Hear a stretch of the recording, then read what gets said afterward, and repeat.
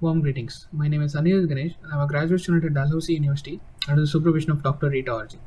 Today I'll be presenting my highlight-breaking work titled PermaRun, a persuasive game to improve user awareness and self-efficacy towards secure smartphone behavior.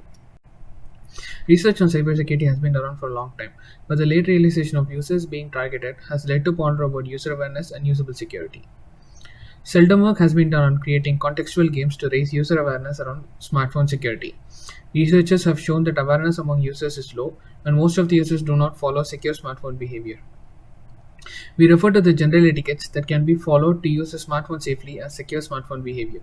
For example, installing an antivirus or using a VPN to connect to a public network are some of the secure smartphone behaviors. Existing interventions point out to the causes and effects of permissions, but they do not educate the user why a specific permission might be necessary for an app. In our game, we include a contextual story that involves Android permissions. We operationalize Android permissions as in-game collectible objects. In a single level, the player collects permissions for a specific app. For example, if the app is an online music player, the player must collect appropriate permissions according to the app features mentioned before the start of a level. We implemented 9 persuasive strategies from the framework for persuasive system design by Oinas Kokkonen and 6 game design patterns as collated by Khalifa and others. We'll be looking at some of the key persuasive strategy implementations and game design patterns. A system that helps the user to observe the link between causes and effects is called simulation. In our game, the unnecessary permissions are colored in red and the necessary permissions are colored in green. When the user picks up red permissions, their score decreases and their movement speed is reduced for a short period. When they pick up a green permission, their score increases. This way, we create a positive and negative feedback loop for the player. A system that helps the user to keep track of their performance can be classified as self-monitoring. In our game, we present the user with a heads-up display at the bottom of the screen that displays the permissions that are to be collected throughout a level. Providing appropriate suggestions when the user is using the app is classified as suggestion strategy. In our game, we show secure smartphone behavior tips as suggestions when the user picks up necessary or unnecessary permission.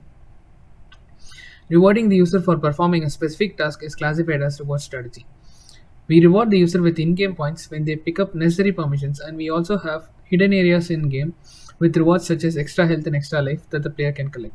We also rank the players against each other on a leaderboard. This is classified as competition strategy.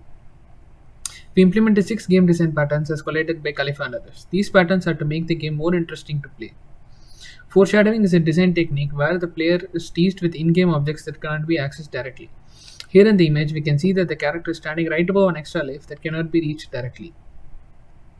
Using non-verbal and visual cue to guide the user is classified as guidance design pattern. Here the leaves and the gap beneath the player give a visual cue for the further exploration. Pace breaking is the process of increasing and decreasing the in-game tension. This is usually achieved by introducing enemies and obstacles. Here we can see that the player is safe on top of a platform, but the game tension would increase as they proceed forward. We performed Heuristic Evaluation for Playability and Persuasiveness Evaluation with the help of 6 persuasive researchers. The Heuristic Evaluation for Playability is used to evaluate the game design and identify any issues during the prototyping stage. Each of the 4 heuristics shown here has subscales to identify common issues.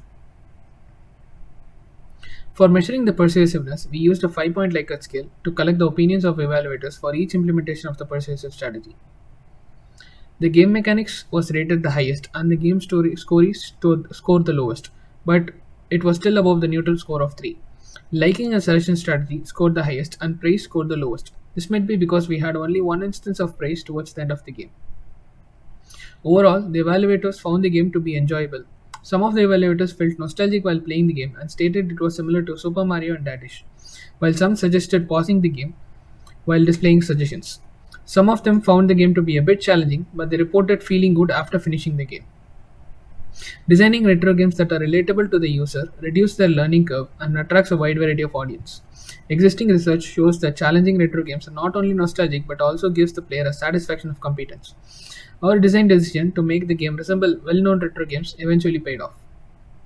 For our future work, we plan to rework the game design and introduce adaptive difficulty, and we also plan to include other smartphone security issues. This is a list of references for this presentation. Thank you for your time.